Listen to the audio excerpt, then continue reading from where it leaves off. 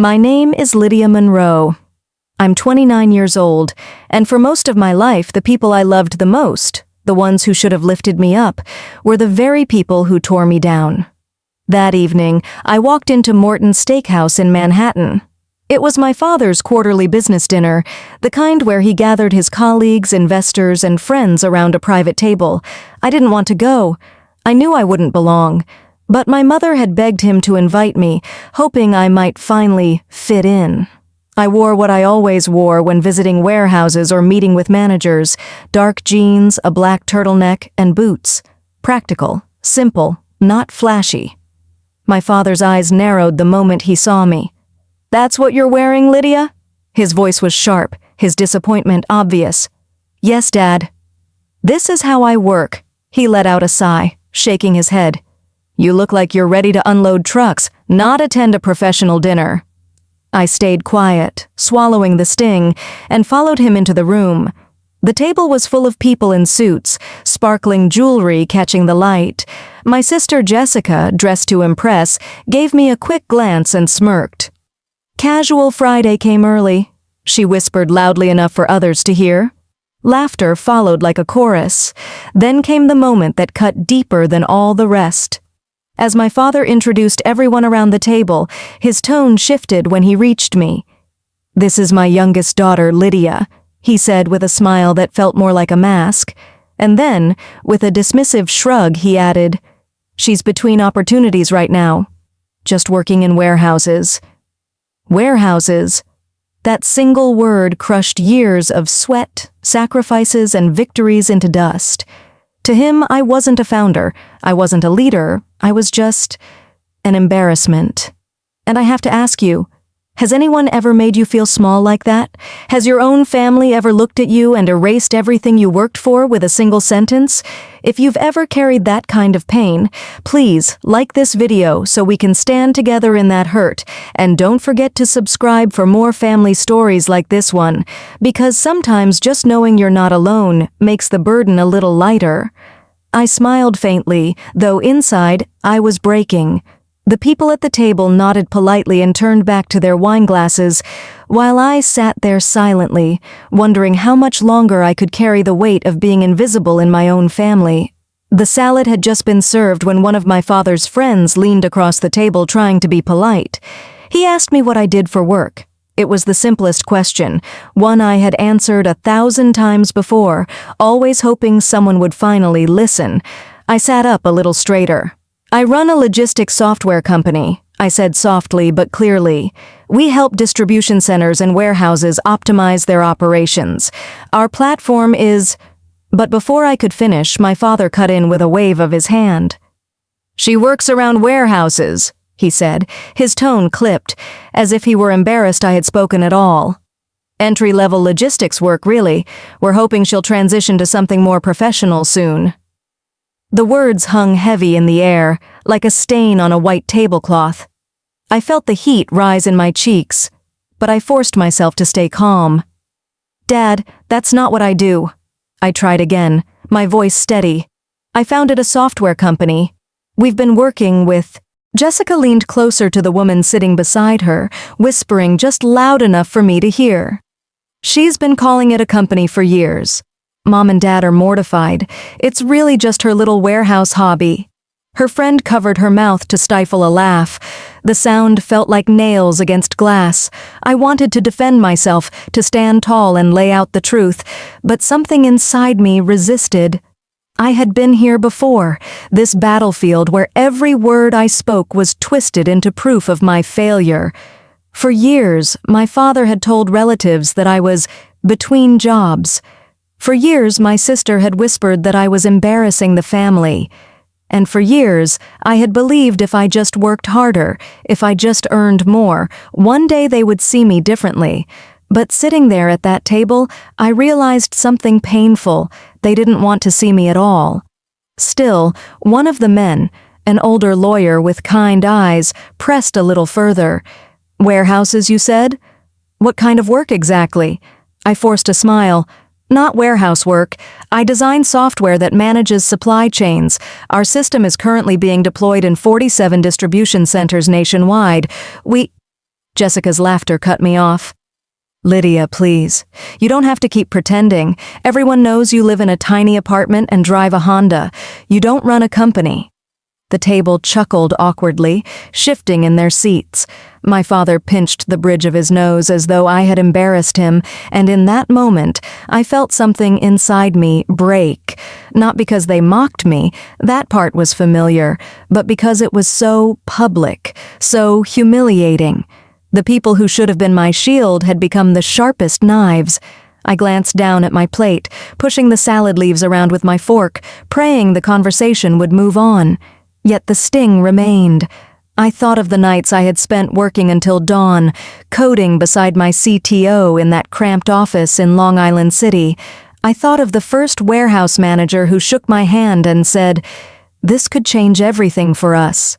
I thought of the small victories, the contracts signed, the jobs created. Every sacrifice, every battle I had fought to build something real. And still, to my family, it was a joke. That was the first betrayal, not the lies they told about me, but the silence they gave me when I spoke my truth. They had written me off as a failure long before I had the chance to prove myself, and worse, they were comfortable keeping me in that box because admitting otherwise would force them to confront their own blindness. The rest of the table went back to talking about stocks and property investments. Their laughter floated around me, but I no longer heard the words. I was somewhere else entirely, back in the warehouses where I had spent nights shadowing workers, watching every detail, searching for ways to make their jobs easier. Back with my team, who believed in me long before Bloomberg ever did. That night, sitting at my father's table, surrounded by polished silverware and wine glasses, I realized a truth that cut deeper than anything else. You don't have to be abandoned by strangers to feel alone. Sometimes the cruelest abandonment comes from the people sitting right beside you. I took a sip of water, steadying my hands. I wouldn't fight them tonight. I wouldn't beg them to listen. The years had taught me this much. You cannot convince those who refuse to see. But one day soon, whether they wanted to or not, they would. The laughter at the table was still echoing when a man across from me, a lawyer in his 50s with silver hair and tired eyes, shifted uncomfortably in his chair. He had been quiet during the back and forth, listening but not joining in the ridicule. Finally, he cleared his throat. "What's the name of your company, Lydia?" he asked gently, almost as if he wanted to give me a chance to breathe. My fork froze above my plate. For a moment I thought about lying, about inventing some vague title that would be easier for everyone to digest. But then I straightened my shoulders. "North Flow Systems," I said quietly. "We build software for supply chain optimization." There was a pause. I saw his brow furrow as he reached for his phone, tapping with quick, deliberate strokes. At first, no one paid attention. Jessica rolled her eyes. My father was already moving the conversation toward a story about real estate. But then, the lawyer stopped mid-sentence, staring at the screen in his hand. His eyes widened. "Wait a minute," he murmured. "North Flow Systems?" The table went silent. My father glanced over, irritated at the interruption. "Yes," the lawyer continued, his voice louder now. "Is this you, Lydia? The North Flow Systems that just closed a massive deal last quarter?" I nodded, my heart pounding. "That's my company." The air shifted. I could feel every gaze turn toward me. Forks paused. Wine glasses hung mid-air. Jessica laughed nervously. No, she said, shaking her head. "That can't be right. Lydia doesn't run a company. She works in warehouses. She lives in Queens. She drives a Honda." But the lawyer wasn't laughing. He turned his phone so the table could see. On the glowing screen was an article from Supply Chain Quarterly. My name was there in bold letters. North Flow Systems, the young CEO behind logistics' rising star. The words cut through the room like a bell ringing in a cathedral. My father's smile faltered, then froze entirely. That's not possible," he stammered. "She's just been working some warehouse project." "Warehouse project?" the lawyer repeated, his voice rising with disbelief. "This article says North Flow generated $340 million in revenue last year. They're calling it the leading platform for logistics optimization. Lydia..." He looked at me with something my family had never given me: respect. "You founded this?" I swallowed hard, keeping my voice calm though my chest ached. "Yes, I started it 5 years ago, with nothing but a laptop and a belief that logistics could be better." For a long moment, no one spoke. The weight of the silence pressed against me, thicker than the ridicule had been minutes earlier. Jessica broke it first, her voice sharp, defensive. "She's exaggerating. She always does this. You can't believe everything you read online." But the lawyer shook his head. "This is an exaggeration. Sequoia Capital invested $45 million in her Series B round. They don't invest in exaggerations." Now Robert, one of my father's longtime business associates, pulled out his phone too. Within seconds he was scrolling through articles. "Good Lord," he whispered. "Forbes has you on their 30 under 30 list. Logistics CEO of the Year. Lydia, this is extraordinary." My father sat frozen, pale and silent, his eyes darting from the screens to my face. And me? I didn't smile. I didn't gloat. I didn't even feel proud. All I felt was a slow, painful ache spreading through my chest, because this was what it took. 5 years of sleepless nights, 5 years of sacrifice, 5 years of begging them to listen, to believe. And still, the only thing that finally broke through wasn't my words, wasn't my effort, wasn't my truth. It was someone else's voice on a glowing phone screen. I wanted to scream, "Where were you when I worked the night shifts in warehouses just to understand the problems? Where were you when I signed our first client? Where were you when I poured every cent I had into keeping the doors open?" But I stayed quiet, because the truth was louder than any protest I could make. Jessica's face had gone pale, her smirk erased. My father's lips parted slightly as though he was about to speak, but no words came. Around us, the table that once laughed at my expense was now leaning forward, hungry for details, hungry for me. And that was the bitterest part. For years, I had longed for my family to see me, to truly see me. And now, with a single search on a stranger's phone, they finally did. But not because they wanted to, not because they cared, only because the world told them they had no choice. That was the moment I realized, sometimes recognition feels less like victory and more like grief. I lifted my glass of water, hands steady now. I wasn't here to convince them anymore. They had chosen not to believe, and now the truth had chosen to reveal itself without me. And as I took a sip, I whispered inside my own heart, "You see me now, but you never really looked." The silence at the table was still heavy when it happened. In the corner of the private dining room, a large television had been playing the financial news on mute all evening. Most of us hadn't paid attention, too absorbed in the wine, the food, the laughter, until suddenly someone reached for the remote and turned the volume up. The anchor's voice rang out clear.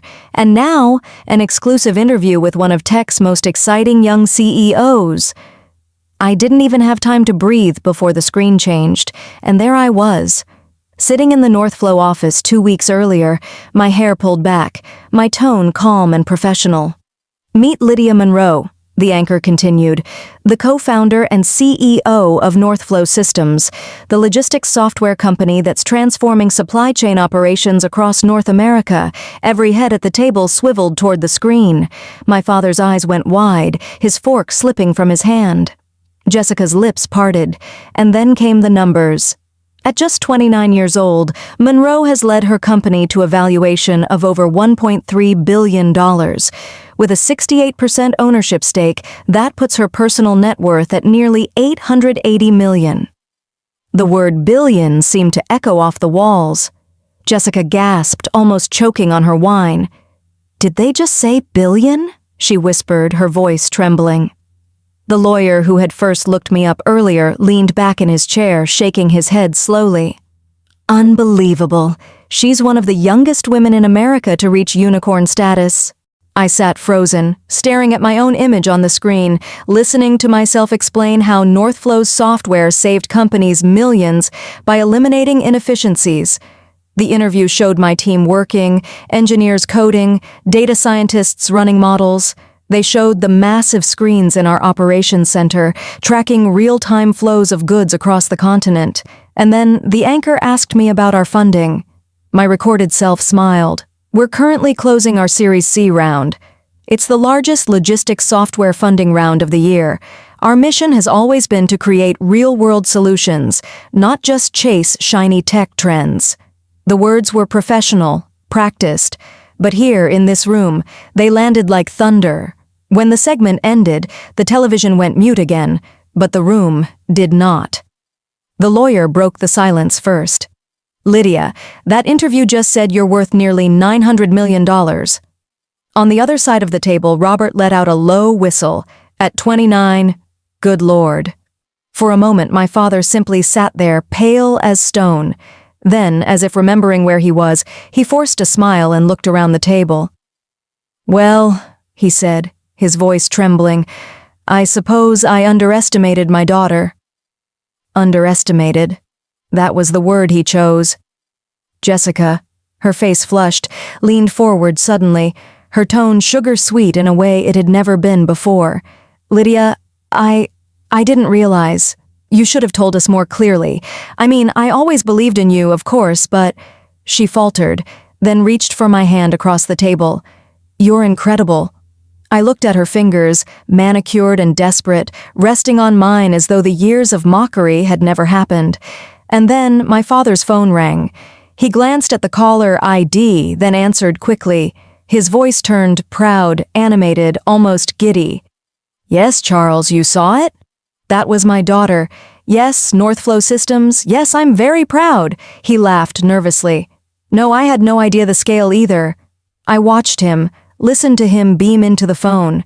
The same man who had introduced me not 10 minutes earlier as between opportunities. This was the second betrayal. The first was their dismissal, the way they erased me when they thought I had nothing. The second was this, their sudden devotion, their eager pride, born not from love, but from numbers. For years, my value had been invisible to them, and now, because a screen announced $1 billion valuation, I was suddenly worth their respect. It wasn't love, it wasn't recognition, it was opportunism. Jessica was already whispering to me about introductions, about how her company could partner with Northflow. One of my father's friends leaned over, asking if I was accepting new clients. Another offered to connect me with investors he knew, as though I hadn't already surpassed anything they could offer.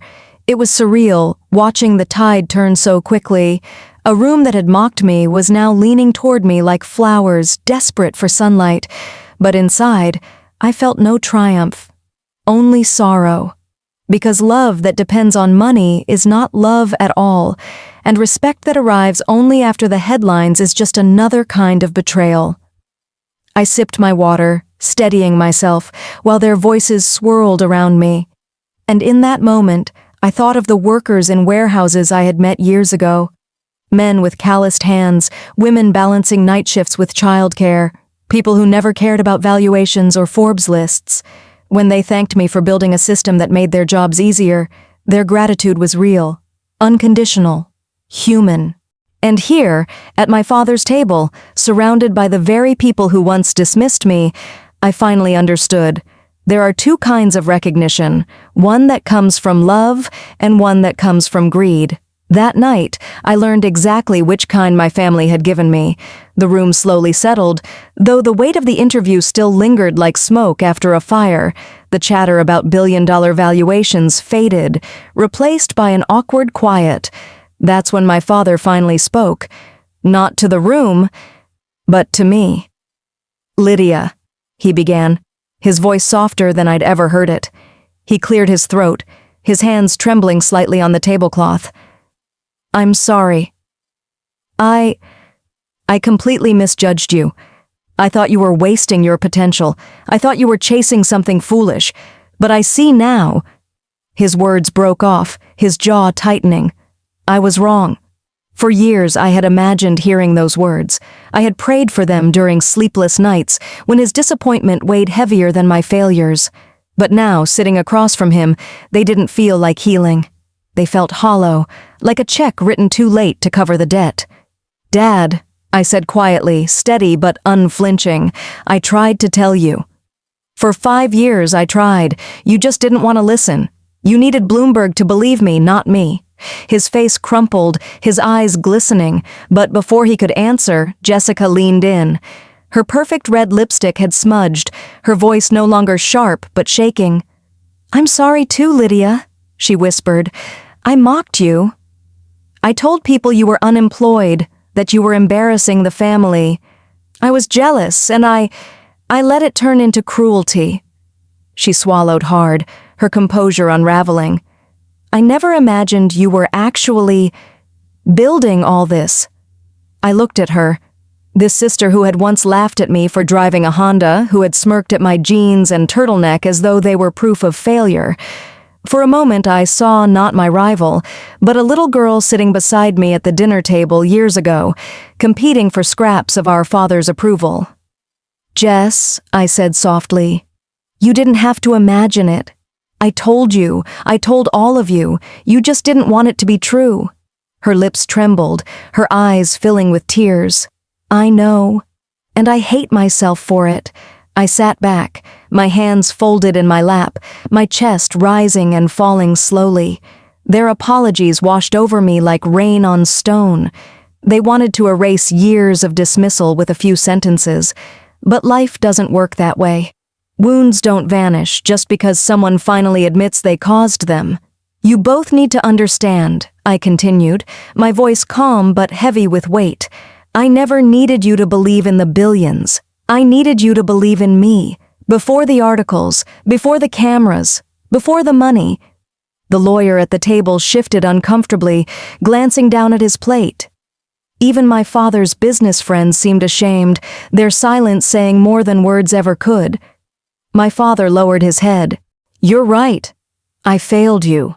I'm ashamed that it took strangers to open my eyes. I should have believed my own daughter." For the first time that night, I felt something stir in me. Not anger, not triumph, but sorrow. Because this was what family was supposed to give freely, and mine had given only when forced. "I appreciate the apology," I said finally, "but it doesn't erase the years I carried this alone. It will take time to rebuild trust." He nodded, tears threatening to spill, and Jessica sniffled beside him, unable to meet my eyes. At that table, with the remnants of steak and wine around us, my family finally said the words I had once begged to hear, and yet all I felt was the weight of how late they had come, because forgiveness can be given, but lost years? They never come back. The dinner wound down, but the emotions lingered. The apologies, the revelations, the sharp sting of old wounds, they all hung in the air like a storm that had just passed, leaving the ground wet and unsteady. As we rose from the table, my father touched my arm, his voice low. "Lydia, could I visit your office? See what you've built with my own eyes?" I studied him for a moment. The man who had once introduced me as a warehouse worker now stood before me, fragile, searching for a way back. "If you're serious," I said slowly, "come Thursday. Meet the team. Watch the work happen, not just the headlines. If you want to understand me, start there." He nodded, relief in his eyes. Jessica wiped her tears and whispered, "Can I come too?" I hesitated, then gave a small nod. "You can."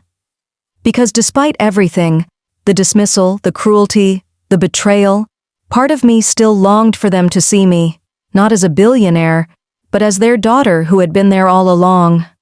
Later that night, I returned to my modest apartment. No penthouse, no luxury car, just a quiet space that reminded me who I really was. My phone buzzed endlessly, messages from investors, journalists, potential partners, but the one that mattered most was from my CTO. Deployment complete. All systems live. Client ecstatic. I smiled. That was the heart of it. Not the interviews, not the valuation, not the applause. The real success was when a warehouse manager called and said, "Your software saved us 3 hours today." The real triumph was when a distribution center could finally breathe easier because our system made their impossible job manageable.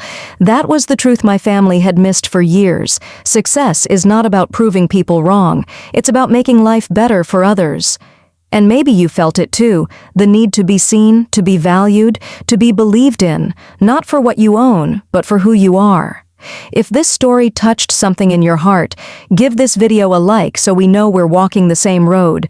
And don't forget to subscribe for more family stories, because sometimes the only way to heal is to share the pain and remind each other that we are not alone. I set my phone down, took a deep breath, and looked around my small apartment. It wasn't glamorous, but it was mine, built not on appearances, but on resilience. And as I prepared for another day of work, another day in warehouses, another day with my team, I whispered to myself a truth I knew deep down. The greatest wealth is not measured in dollars. It's measured in the lives you've touched along the way.